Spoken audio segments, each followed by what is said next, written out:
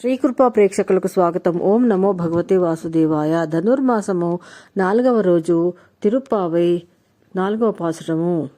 ఈ పాసురం ద్వారా ఏ విషయాన్ని తెలుసుకోబోతున్నామంటే, ఈ వ్రతాన్ని ఆచరించడానికి ఎలాంటి ఆటంకాలు రావు అని, ఈ విశ్వంలోని పంచభూతంలో ప్రకృతిలోని అన్ని శక్తులు కూడా ఈ వ్రతానికి సహకరిస్తాయని ఈ పాసురం ద్వారా తెలుసుకోబోతున్నాం.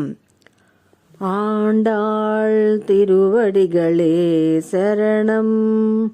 ஆழிமலை கண்ண ஒன்று நீ கை கரவேள்.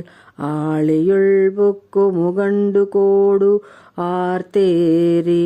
ஊழி முதல்வனுருவம்போள் மெய்கரத்து பாளியந்தோளுடை பற்பநாபன் கையில். ஆளிபோல் மின்னி வளம்பொறி நின்றிதிரிந்து தாளாதேஷாங்க முதைத்த செரமலை போல். வாழ உலகினில் பெய்தியாடாய் நாங்குளம் మార్గాళి నీరాడ మగిళ్ందు ఏలోరెంబావాయ్. హే వరుణదేవా, వర్షాన్ని కురిపించు అని గోదాదేవి ఆ వరుణదేవుణ్ణి కోర్చున్నది.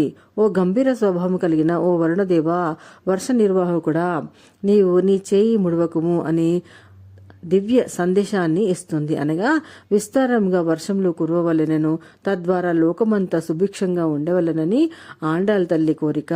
ఈ సందేశం ద్వారా ఆండాళ్ ఒక దివ్య జ్ఞానాన్ని అందిస్తుంది. దానం చేసే భాగ్యము బుద్ధి చాలా అరుదుగా ఉంటుంది.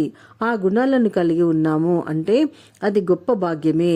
మరి అందున మనం చేసే దానము ఇతరుల ప్రాణరక్షణకు ఉపయోగపడుతుందంటే అంతకంటే భాగ్యమేముంటుంది అని ఆ పరమాత్మ యొక్క ధనస్సు నుండి బాణాలు వెలువడినంత వేగంగా వర్షించాలని మేఘుడిని కోరుతుంది ఆండాళ్ తల్లి.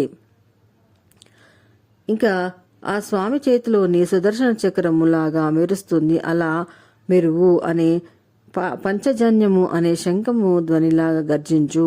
పరమాత్మ ధనస్సు యొక్క బాణాలు వెలువడినట్లుగా వేగంగా వర్షించు. లోకమంతా సంతోషించేలాగా కురువు.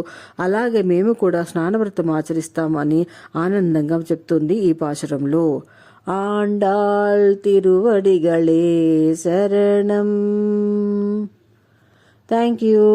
Please like, share and subscribe and comment.